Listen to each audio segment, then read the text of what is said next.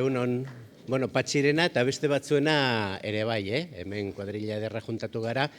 Etnografia zer den galdetzea erraza da, erantzutea ez da horren erraza, ez hor batek lehenago galdetu du. Saiatuko naiz hori azaltzen, baina egia esan, kasu honetan etnografoa zer den azaltzea baino gehiago ondarearekin lan egitea zer den azaldu nahi nuke. Ofizio bat aukeratzeko tenorean, bai, badakit nik ere oso gauza komplikatua dela, nik ere banekien zientzietako hori ez nuela nahi, baina hortik aurrera askoz gehiago ez. Dena den, gero, mugak ere artifizial xamarrak izaten dira, ez? Hemen orain ondarea hitz egin behar dizuet, baina beste aldekoi kontatuko diete ondarearen konservazioa eta zaharberritzean nolakoa den. Hor alde zientifikoagoan sartu dute, baina egia esan oso humanistikoa ere bada. Traste zarrak zertarako nahi ditu diputazioak hori da aita galdetu zikena hasi nintzenean alako gauzetan lanean. Orduan, ondarea eta traste zarra muga ere ez da erraza izaten, baina saiatuko naiz azaltzen zertan berizten dugun. Arkeologia utziko duz, hemen ikusten ditut arkeologo bikainak, beraz, beraiek kontatuko dizuete. Baina honetan ere arkeologian eta etnografia oso labur bilduta izan liteke etnos batez, hau da, komunitate bat, eta komunitate bat izan daiteke auzo bat, edo estatu oso bat, edo Mendebal Europa osoa, bere burua nola ikusten duen eta nola egiten duen aurrera, atez ere lanbideen bidez bertako inguruko baliabideak aprobetxatuta. Claro, gaur egun 21. mendeko mundu globalizatu honetan oso zaila da, ez? Edo, en fin, oso zailagoa da.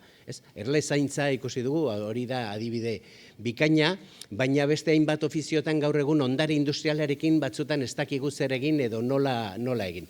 Baina hori dena den etnografia, oso aspaldiko gauzak aztertzen dituena, baina Euskal Herrian hori 1918an hasi zen oinatin eta orain Gordailuak Gipuzkoako diputazioak duen ondarea biltzeko zentroan, hor ja biltzen da ondare etnografikoa, ez bakarrik diputazioarena, Santelmo Museoarena, Gipuzkoako arkeologia eta paleontologia ere bai, artelan asko ere bai, ze artea bai hartzen dugu ondaretzat askotan, baina ez dugu planteatzen benetan noraino den muga eta askotan arteak erakusten diguna noraino den bakarrik estetiko hutsa edo balio historiko eta etnografikoa ere baduena.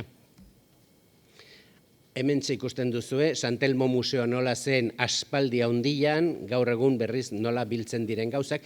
Gordailua ez da museo bat, ondarea konserbatzeko eta behar izan ezkero zahar berritzeko eta kudeatzeko toki bat, baina ez daude gauzak jarriak ikusteko moduan. Ze, klaro, ez badira ondo konserbatzen, gero ezin dira behar bezala erakutsi, edo erakusketetara eraman, edo. Hemen ikusten duzue, 2011an sortu zen, eta helburua da, optimizatzea espazio bat, espazio klimatizatua dagoena, temperatura, ezetasuna, kontrolatua daude, orduan, zahar berritzeko gelak badaude, orduan espazioa oso ondo aprobetxatu behar da, ondarea behar bezala konserbatzeko. Eta gero hor barruan, Santelmorena izan, diputazioaren izan, edo etnografiko, edo artistiko, edo arkeologiko, askotan da, objektu bakoitzak zer nolako ezaugarriak edo beharrak dituen horren arabera konserbatzen da. Hori ez, traste zarrak ondare definitzea ere oso gauza zaila da, askotan ondarea badu puntu positibo bat, eta bai badu, baina nik uste dut ondarea batez ere lekukoa dela, hau da, zerbaiten berri ematen diguna. Zerbait hori, askotan iraganeko kontuak izan daitezke, eta orduan konserbatu behar dugu, edo nik ala uste dut behintzat, iraganaren berri ematen duguna. Naiz eta gaur egun iragan hori ez gustatu. Hori, askotan agertzen dira olako polemiketa. Eta baituzue Frankoren eskulturak eta, pues bai, Frankoren eskulturak badaude eskulturak eta pinturak, eta marineritoz jantzia, eta zaldi gainean, eta baina zein behar dugu, orain Franko gustatzen ez zaigulako ukatu hori gertatu dela, ez, hori ere gertatu da, eta hori ere kontatu behar da. Edo artean hor ikusten duzu Elkanoren jeitsiera hori, ez? Zenbat gizonezko agertzen zaizkigun artelanetan, artisten bildumetan gizonezkoak dira gehienak oraindik ere, bueno, hori ere errealitate hortatik abiatu behar dugu, ez? Gordailuan egiten dugun lana oso denetarikoa da, kudeatu ere egiten dugu eta hortik Gipuzkoako ondarea ere kudeatu egiten da. Teorian da ondare higigarria, hau da mugitzen diren gauzak, baina gero praktikan Beasainen, ez dakit hemen Beasaindarrik dagoen edo, tokatu den edo, erretaula mugitu dute zaharberritzeko eta atzean pinturak aurkitu dituzte, 16. mendeko pinturak. Bueno, hori ere tratatu beharko da ezeko, esango, ez, hori egiezina da, hori etzaigu tokatzen. Izan daiteke, bueno, pegarrak, izan daiteke hitzaldietarako, erakusketetarako, beste ondare zentro motetarako, denetarikan.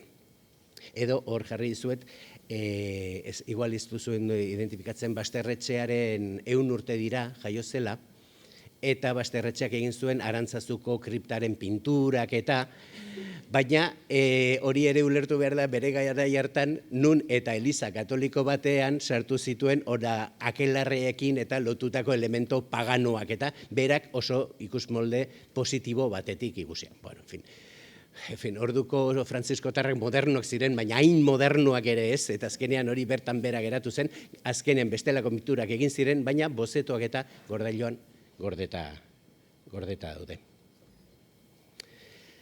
Bueno, esan dute, ondarea definitzea oso gauza zaila da, esan dut, bueno, lekukoarena izan behar du, baina gero ondarea sortzen da bakoitzak, familia bakoitzak duen hortatikan, ez, gurasoen gandik, aitonen amonen gandik etortzen zaizkien gauza horiek, adibidez, horiek laiak dira, ez dakit laiak zer diren, gero ikusiko dituzue, horiek dira gure amoina Mariaren laiak, lurra goldatzeko modu bada, oso gogorra, oso hori Nafarko Herriberan esaten du, eres más pesau que laiar, osea, ideia egiten duzu, baina horiek nik ere jaso nituen, aitak, eta hori nahi duk, bueno, Ixeba Xerapi galdetu, bai, eraman, osea, ez zioten inolako garrantzirik ematen. Egia da askotan konturatzen garela ondarearen balioa ja balio praktikoa izateari edo usten dionean.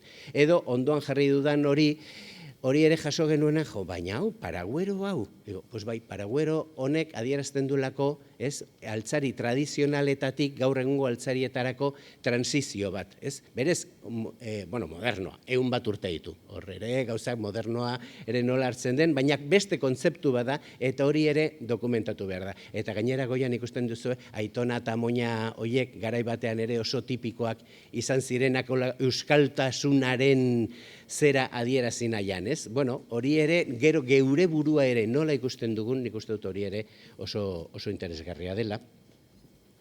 Eta bakarri bukatzeko esan nahi nizuen, hori, Gordailuan bisita gidatuak ere egiten direla, erakusteko zertarako gorde behar diren traste zahar horiek, ez hainbeste ikusteko objektu zehatz bakoitza, baizik eta bakoitzak zer egiten duen, hor jarri du Giorgio arkeologia zahar berritzailea, baina hemen ikusten dudanez arkeologoak eta badaudela ez dizuen gehiago kontatuko, hemen lan handia egiten dugu. Ze hori da beste goza bat, ez? Batzutan, eta museoetan, eta ez?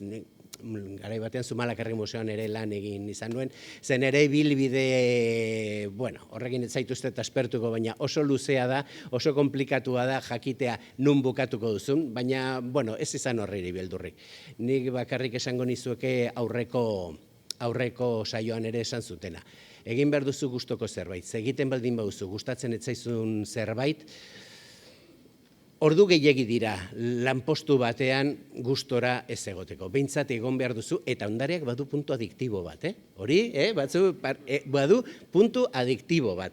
Igual egoera soziolaboralak eta penagarriak dira, baina nik oso jende gutxi ezagutzen dut, ondarearen ingurean lanean hasi, eta ofizio hobe, ekonomikoki hobe baten alde utzi dutenak, Bueno, utzi nahi nizuen hori ez, Giorgiorena zehor zahar berrituta egiten dira. Ez ondarearekin hor ondondoan lan egitea, bueno, badu puntu bat oso interesgarra. Hasi nahi zen rollatzen testizue kontatu hori ez museo batean, batek esan ziela, ¿en un museo?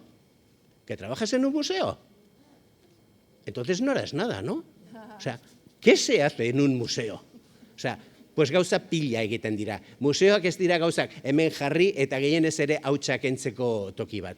Hor lan ikaragarria dago, bakarrik erabakitzea zer jarri behar duzun, zer ez duzun jarri behar, zergatik jartzen duzun hori, zergatik ez duzun jartzen beste hori, hor ikaragarrizko lan kontzeptuala ere bada, askotan oso zaila uste, baina asko zailagoa, baina oso gustagarria dena, erabakitzea, hor diskurso bat osatzea. Denok ez dugu balio liburuak idazteko, baina hor historiak ere kontatzen dira, eta horrek badu puntu benetan oso interesgarria, zuek ikusi. Eskerrik asko.